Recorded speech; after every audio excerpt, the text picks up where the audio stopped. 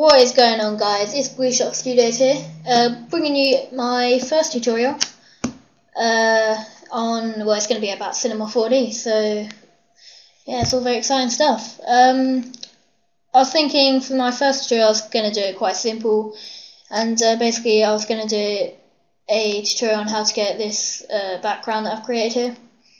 Let's do 5 multicoloured balls, nice reflection of HDR highlights, bit of paint drip, and my name here, Giorgio Design. I'll go by 2 names to be honest, because my last name is Giorgio, and then design, and you know, yeah. Anyway, let's go straight into it.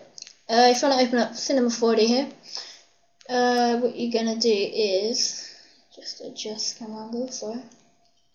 Alright, so if you click here, where the blue cube is, if you hold and click it, and then you'll see the sphere, the second at the top, and we're just going to open up one of those. You can see it come up at the side here, and you're going to see it here. Now to get this sort of effect, we're just going to want to create more than one, and you know, all varied in size and stuff. So if you click, you can sort of see here a orange cube here and here somewhere. And what you can do, if you click that, it's just going to make it bigger, like that. But another way you can do it is clicking this button here, and that should turn these 3 green, red and blue things into squares, and you can also make it bigger there. So you're going to make it the size that you want, and then you're going to click Control-C and then Control-V just to copy and paste it. Move it to the side, maybe move it down a bit. And you know, you can do this all yourself, you know, whatever looks best to you. Move them around a bit, Control-C-V, move it across, have this one smaller, move it forward. But yeah, again, you can, you know, make it up, whatever looks good for you. Let's have this one there, Control-C-V, and maybe just one more. Have this one, I don't know, maybe like down here somewhere. Not very sure, don't know. Anyway, yeah, no, that's fine. Right, so once you've got this sort of, you know, it's not looking nice at all. Basically, you can just go ahead and say that right now. But we can actually make it look better by if you go to the materials bar at the bottom, you can either click File, New Material, or double click like this. Now that would bring up a new material, but what I'm actually going to do is go to File, when it comes up, File, yeah, load materials here, and you know, I've already downloaded a materials pack. I can't remember where from, but you know, I'm going to bring out more tutorials on how to do you know, make nice materials for your objects and to create nice effects and stuff. So we're going to go ahead and find it, which is here. Just click open, and it's actually one with 1, 2, 3, 10, I don't know, 10 maybe. And what you're going to want to do is click on one that you like. You can either drag it onto the sphere that you want, or drag it to the you know, like the sphere at the side. And you're just gonna drag that onto there. I'm gonna do loads of, you know, different sort of vivid colours, so it looks quite nice. Maybe add what's that? Orange. Yeah. Right. So now when you render that out, I don't know. Is that looking okay? Nah, that's crap to be honest. But you know, we can make this better. So next thing you're going to want to do is, we want to create a HDR light, and we're going to do this by going to this button here, click and hold and go to Sky, and that should come up the side there. And we're going to create a new material, again, File, New Material, double click, I've already got one open. And this screen is going to come up, and you're just going to click on the colour, and then texture here, and you can either click on the arrow or this, or the 3 little dots. And then that is going to bring open another window. Eventually, there we go. And you're just going to find the HDRI light that you want. and mine's here. Just click on that and then click open. And it's going to come up with this sort of error here, but that's fine. If you just click no on that, and everything's cool. Computer's being very slow today, sorry guys.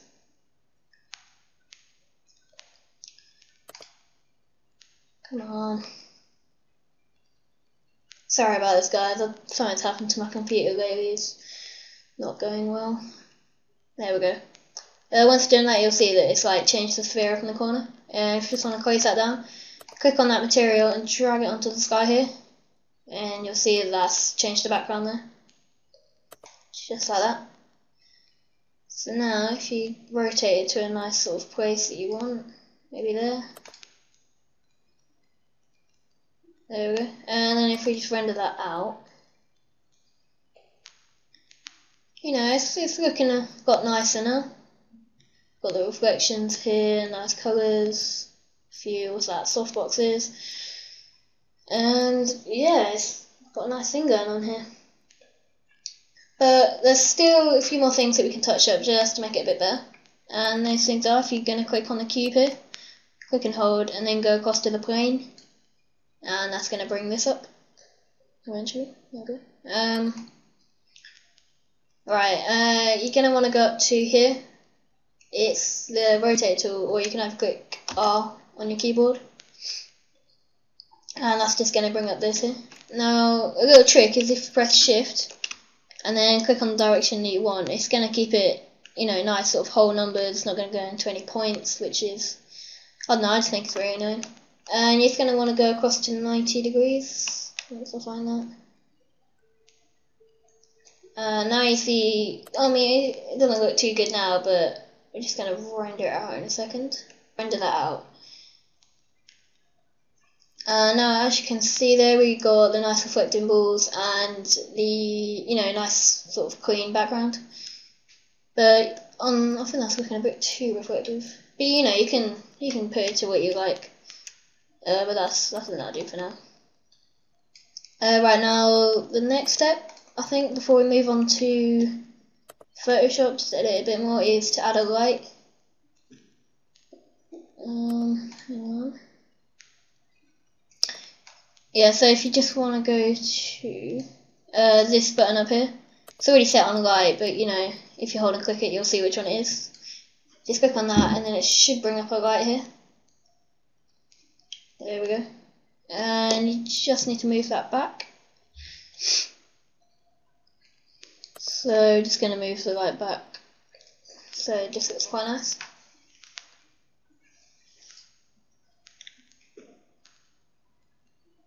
There we go. And you know, you can play around with the settings here, but I think they're all good. I might put the intensity down a bit to about, you know, you can play around a bit, but I'm just going to put it to 82 there. And then set your scene up just to render it out.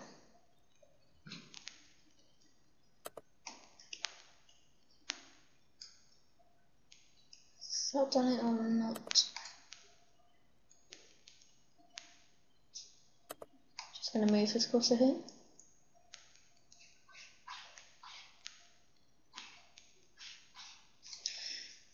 Right, so once you've got that all set up, alright, yeah, if you just want to render that out now, we've got this sort of nice looking effect here.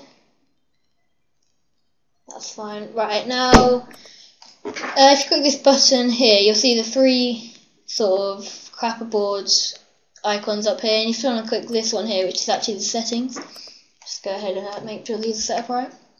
The general's fine. Let's go to output.